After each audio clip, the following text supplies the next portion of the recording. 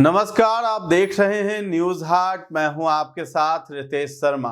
नीतीश कुमार 20 नवंबर को 10वीं बार मुख्यमंत्री पद की शपथ ले सकते हैं। गांधी मैदान में शपथ ग्रहण समारोह को भव्य बनाने की अंतिम दौर में है। जदयू, एलजेपीआर, हम और आरएलएम ने अपने मंत्रियों के नामों को फाइनल कर लिया है। वहीं भाजपा के मंत्रियों के नाम पर दिल्ली में मंथन चल रहा है।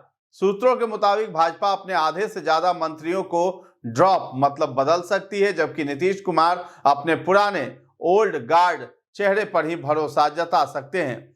जदयू, एलजेपीआर, हम और आरएलएम के मंत्रियों के नाम कुछ इस प्रकार हैं। मुख्यमंत्री, डिप्टी सीएम सहित 34 मंत्रियों का हो सकता है नया मंत्रिमंडल। सूत्रों की माने तो इस बार 32 से 34 मंत्रियों का मंत्रिमंडल हो सकता है। इसमें जदयू और बीजेपी के बराबर बराबर 14 से 15 मंत्री हो सकते हैं। इनके अलावा चिराग पासवान की पार्टी एलजेपीआर को 3 मंत्री पद, जीतन राम मांझी की हम और उपेंद्र कुशवाहा की आरएलएम पार्टी को एक एक मंत्री पद मिल सकता है। विधानसभा के मौजूदा नंबर के हिसाब से बिहार में कुल 36 मंत्री बनाए जा सकते हैं। तो बीजेपी में दिल्ली से पटना तक मीटिंग का दौर जारी है। सभी पार्टियां चुनावी जीत के बाद सरकार में अपनी हिस्सेदारी के लिए गुणा-गणित कर रहे हैं। सूत्रों के मुताबिक जदयू, एलजेपीआर और हमने मंत्री के लिए अपने अपने नाम तय कर लिए हैं, लेकिन बीजेपी के भीतर पटना से दिल्ली तक मीटिंग का दौर जारी है। रविवार को बीजेपी के top leadership PM Narendra Modi, गृह मंत्री अमित शाह और जेपी नड्डा के बीच हाई लेवल की मीटिंग हुई। संभव है मंगलवार को बीजेपी अपने विधायक दल का नेता चुनने के लिए पर्यवेक्षक की नियुक्ति कर दे। फिर बुधवार को बीजेपी विधायक दल की बैठक होगी। एनडीए के नेता घोषित करने से पहले बीजेपी विधायक दल के नेता और उपनेता का चयन किया जाएगा। डिप्टी सीएम के लिए 3 फॉर्मूलों की चर्चा भी हो रही है। डिप्टी सीएम के लिए अलग अलग फॉर्मूले की चर्चा चल रही है। बीजेपी सूत्रों की माने तो इस बार पार्टी जाति के साथ साथ नई लीडरशिप के लिहाज से भी अपना नेता चुनेगी। तो फॉर्मूला नंबर 1, ओबीसी के साथ ईबीसी डिप्टी सीएम हो सकते हैं। मौजूदा डिप्टी सीएम विजय सिन्हा का नाम कटना तय माना जा रहा है, जबकि सम्राट चौधरी अभी भी इस पद के रेस में बने हुए हैं। इसके साथ ही इस बार सवर्ण के साथ साथ ओबीसी और ईबीसी वर्ग से आने वाले नेता को डिप्टी सीएम बनाने की चर्चा है। फॉर्मूला नंबर 2, एक बार फिर से महिला डिप्टी सीएम हो सकती हैं। तो 2020 का फॉर्मूला एक बार फिर लागू कर सकती है बीजेपी। तारकिशोर प्रसाद के साथ रेणु देवी को डिप्टी सीएम बनाया गया था। इस बात की चर्चा एक बार फिर से तेज है कि बीजेपी किसी महिला को डिप्टी सीएम बना सकती है।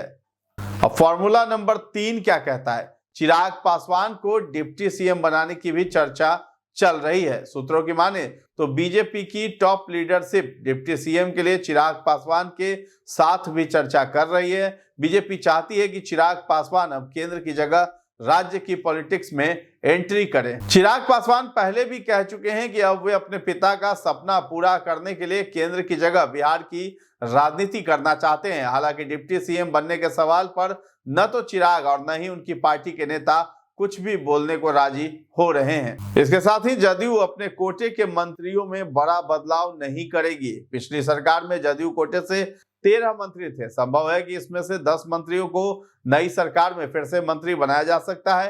पार्टी मंत्रिमंडल में बड़ा फेरबदल करने के मूड में नहीं है। इनके साथ ही 4 से 5 नए नामों को जगह दी जा सकती है। तो हमारे पास जो इनपुट है उसके आधार पर जदयू कोटे से बनने वाले संभावित मंत्रियों की लिस्ट आई है, जिसमें जदयू कोटे से इनका मंत्री बनना तय माना जा रहा है। तो जो नाम हम आपको बताएंगे उनका मंत्री बनना तय है। विजय चौधरी, विजेंद्र यादव, श्रवण कुमार, अशोक चौधरी, लेसी सिंह, जमा खान, मदन सहनी, जयंत राज, महेश्वर हजारी, संतोष निराला, शालिनी मिश्रा, उमेश कुशवाहा, भूलो मंडल, इसके साथ ही मंजीत सिंह भी इस रेस में शामिल है। तो यानी कि ये तमाम 14 लोग मंत्री बनाए जा सकते हैं।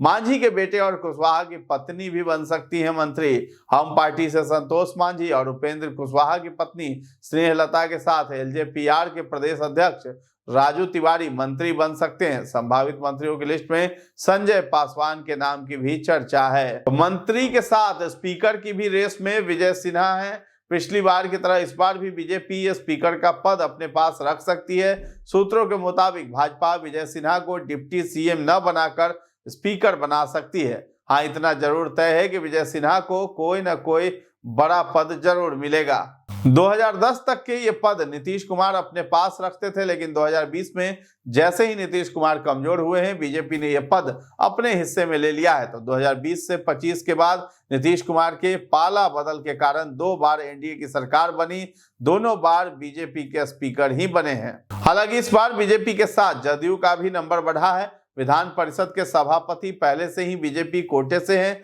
सीएम नीतीश कुमार की सहमति के बाद वहां बीजेपी नेता अवधेश नारायण सिंह को सभापति बनाया गया है। तो शपथ के 5 दिन बाद विधानसभा का सत्र होगा, यानी कि कल यानी बुधवार को ही जदयू, बीजेपी और एनडीए के विधायक दल की अलग अलग बैठक होने की संभावना है। इसी रोज सीएम नीतीश कुमार को एक बार फिर से एनडीए विधायक दल का नेता चुना जाएगा।